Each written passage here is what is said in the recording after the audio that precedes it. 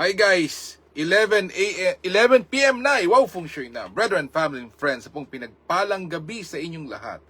Ang inyo pong lingkod, Brother Norman Cruz, sa inyo pong feng shui, pachi, chimen, yijing, and date selection consultant.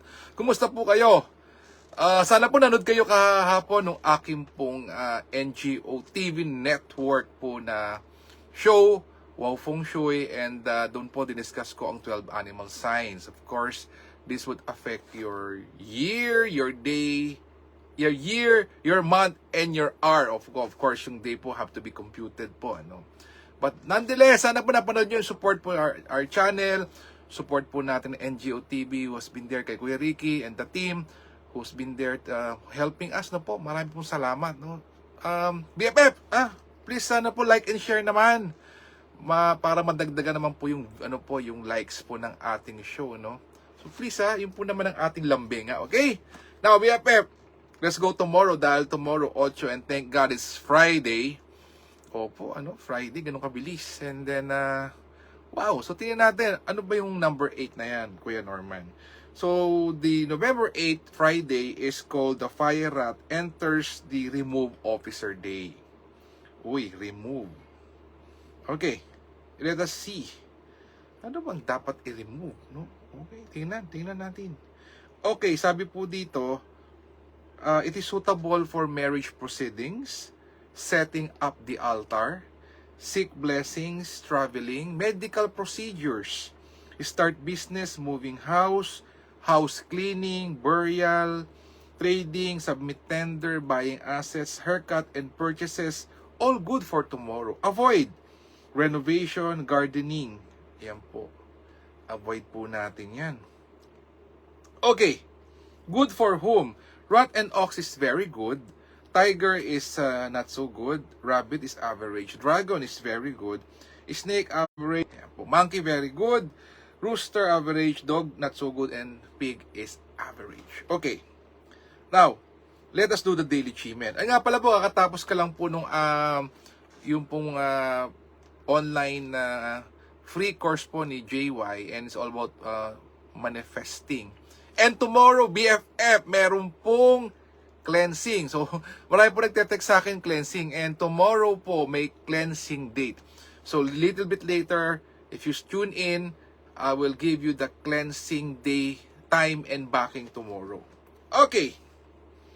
So, ayan na. So, let us see po, tingnan natin yung pong daily chimen tomorrow. Okay.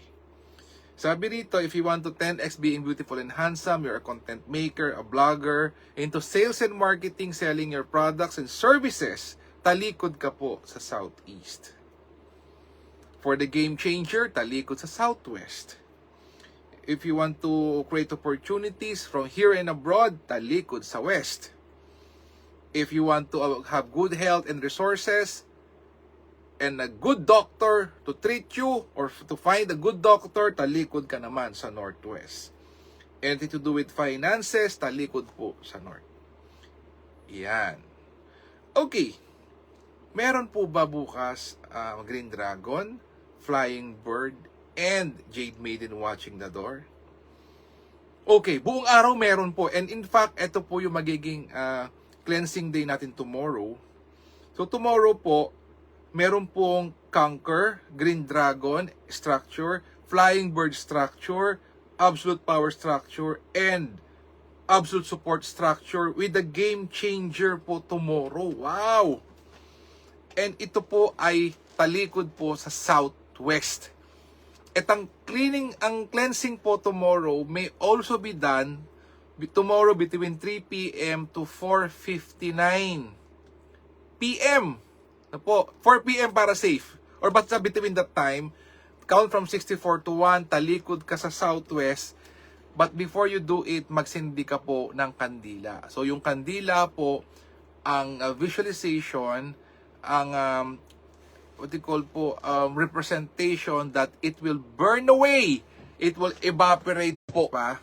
Kailangan po may kandila ka tomorrow. The candle symbol, the burning po of your problems, mga dinadala mo mabibigat na po, That is all for tomorrow, 3 p.m. to 4:59 p.m. And this is none other coming from Dato JY itself. Wow, di po ba? Bihira po ito. At least nagbigay na po siya agad ng free. And then, what you may do is talikod ka po sa Southwest, count from 64 to 1. Again, di po ba, let go of all the bad experiences. I-visualize mo siya and it's being burned away by the candle in front of you. Wow! Ganda. So, BFF, let's keep it short and simple.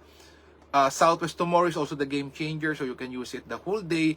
But specifically for cleansing, it is 3 p.m. to 4:59 p.m. November 8, Friday. Thank God it's Friday. Again, BFF, let us continuously pray for each other.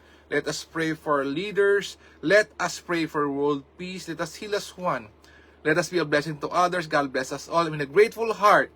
Maraming po salamat sa inyo lahat. And don't forget po again, yung show ko po kahapon, NGOTV, watch po yung sa YouTube. Ito din po nasa channel, dito din po sa aking FB page. Again, BFF, thank you so much. Bye-bye. Happy weekend.